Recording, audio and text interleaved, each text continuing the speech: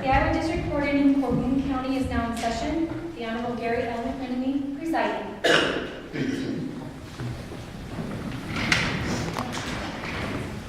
Good morning.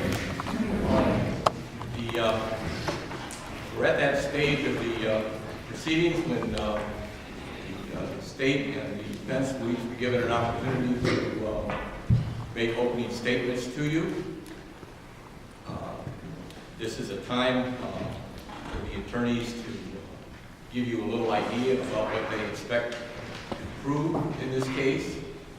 Again, this is not evidence, and what they may tell you is not evidence, and what their indications as to what the law may be that applies, you'll have to take that subject to what I tell you at the end of the case. Another thing they may be talking to you about is some of the issues and some of the things they think you should be watching for during the trial of this matter. The procedure is that the state will go first, and then the defense will be given an opportunity to make an opening statement. This will be the procedure throughout the trial. The state will be going first in all matters, and then the defense will be given an opportunity to respond. The reason for that is that the state has the burden of proof in the case. That gives them the opportunity to go first.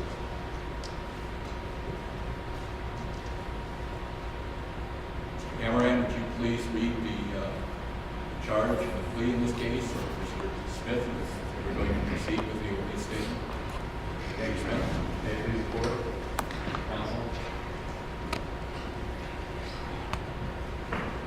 Comes now Benjamin John Smith as prosecuting attorney of Sac County, Iowa, and in the name and by the authority of the state of Iowa, accuses defendant John David Green of the crime of murder in the first degree, a violation of Iowa Code Section 707.1 and 707.2, committed as follows. On or about June 5, 2009, in Sac County, Iowa, defendant strangled Mark Koster. Mark Koster died as a result of being strangled by defendant. The defendant acted with malice aforethought. The defendant acted willfully, deliberately, premeditatedly, and with a specific intent to kill Mark Koster. Defendant has entered a not guilty plea to this charge.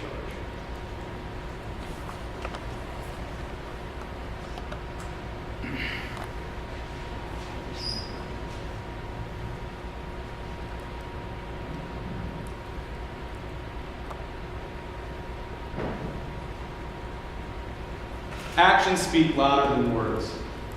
You heard that yesterday.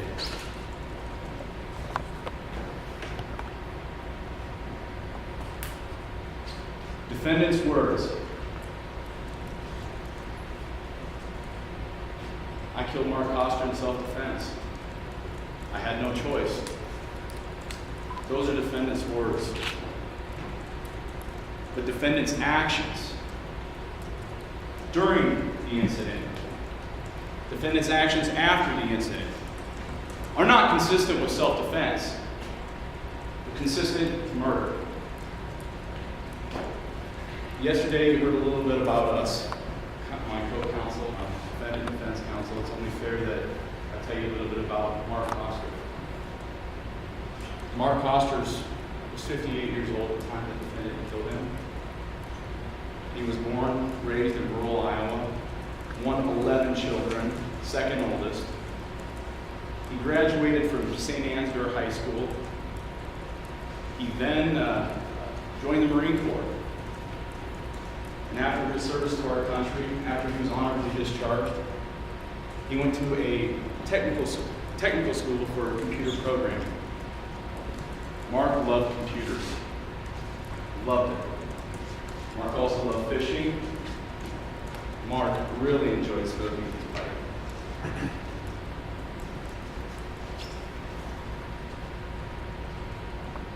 After the technical school, Mark held various jobs.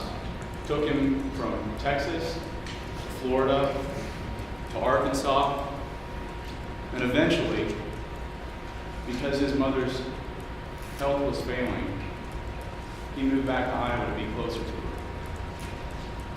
And you're going to hear evidence that in the early 90s, Mark Koster was diagnosed as a paranoid schizophrenic.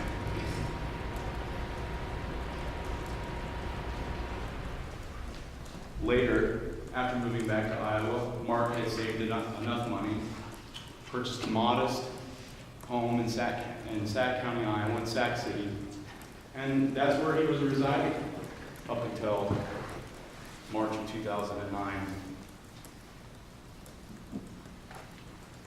Mark allowed the defendant in this case to stay with him. Mark thought the defendant was a friend. Mark trusted the defendant.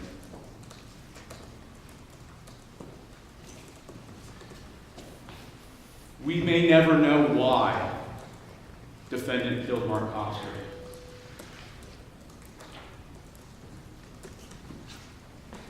Defendant claims self-defense. Defendant claims that he was, and I'm quoting, simply defending myself. But ladies and gentlemen, actions speak louder than words. Defendant's actions in this case, and the evidence will demonstrate as follows. Defendant, with the baseball bat, hit Mark Koster over the head. Hit him with such force that it knocked Mark Koster to the ground and caused blood to come from his head.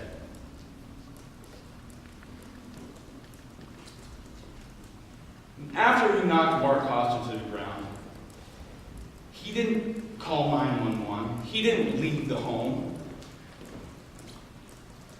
Defendant, at the time, weighing approximately 100 pounds more than Mark Koster, a half a foot taller than Mark Koster, climbed on top of him, took the bat, and pressed it against his throat for 2 minutes.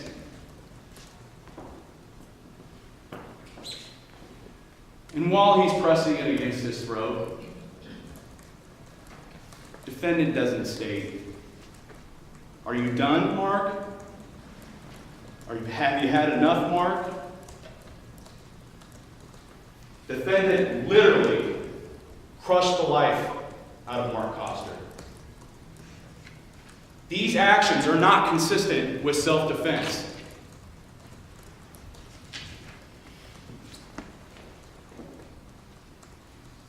And after defendant killed Mark Koster,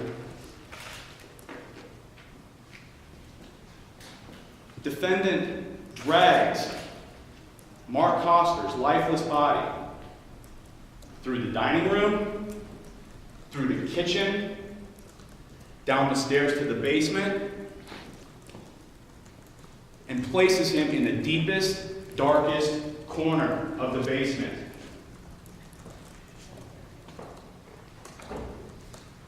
And then he wraps him in blankets. And the evidence will show that defendant went to the local Dollar General, purchased 4 bags of kitty litter, placed it on top of placed it on top of Mark Koster in the basement. And then he put trash on top of Mark. And then he put a 300-pound water heater on top of Mark.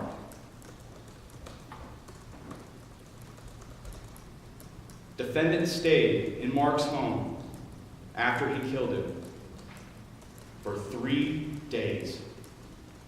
And for those 3 days, he didn't call law enforcement. He didn't report a life and death struggle to the authorities. Instead, he cleaned up the residence. He cleaned up the blood. He got rid of the bat. He cleaned out the refrigerator, propped a stick in it. He made it look as if Mark was gone. But before he left, 3 days after he killed Mark, before he left, he took Mark's wallet, Mark's ID, and the money from Mark's wallet.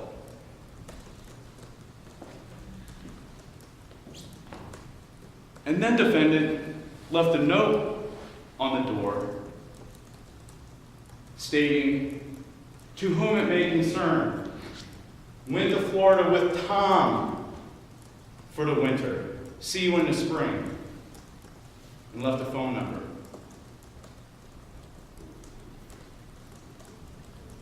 Approximately 2 months after this, law enforcement gets a call, concerned citizen. Mark wasn't paying his bills. Evidence will show Mark regularly paid his bills. The mail in his mailbox was overflowing. So law enforcement, they go to Mark's home, do a welfare check. Is Mark okay? Is Mark alive? They come to Mark's residence and they observe a note. They call Mark's family. Mark's brother Dan will testify. Went inside the home.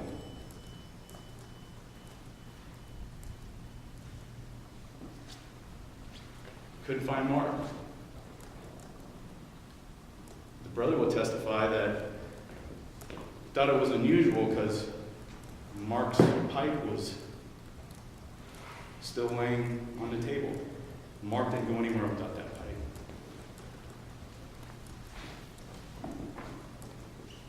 About a year later, Dan Cotter, Mark's brother, still not having heard from Mark. No one in the family had heard from Mark. Calls law enforcement. This time, law enforcement, they obtain a search warrant, they go into Mark's home, they collect evidence, and they search the home again, and they don't find Mark.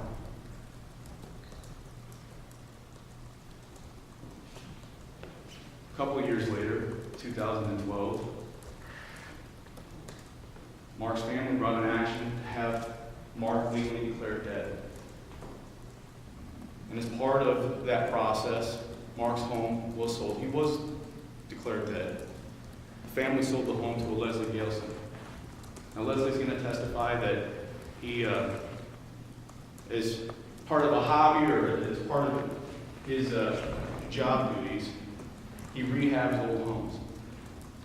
And in the course of rehabbing Mark's home, which he purchased, while in the basement, cleaning up trash,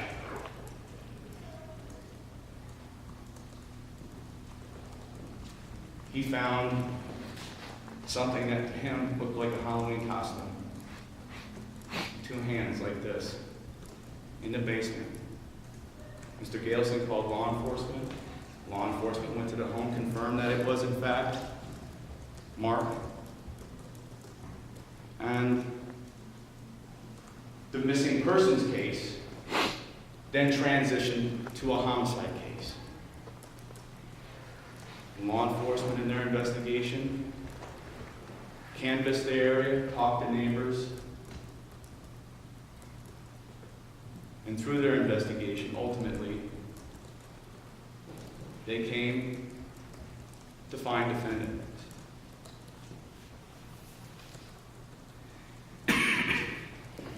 They approach defendant's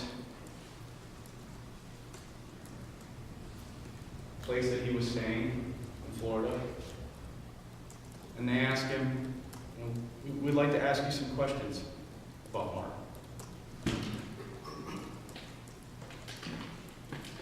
They ask him simply, "Have you ever been to Iowa?" His response, "No." Actions speak louder than words. Remember that. It's not consistent with somebody who was acting in self-defense.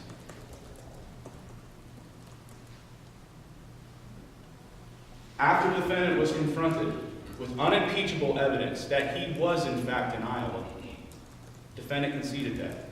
"Yes, I was in Iowa." When pressed by law enforcement for details, defendant asked, "Well, why don't you tell me about your evidence?"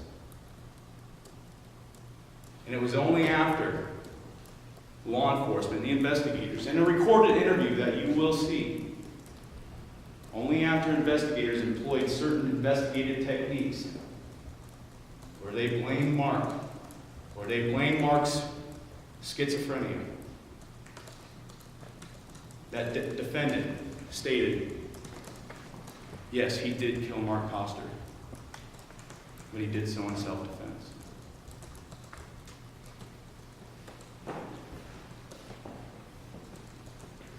Actions speak louder than words. And throughout this case, the evidence that the state will present will demonstrate actions consistent with murder and not self-defense.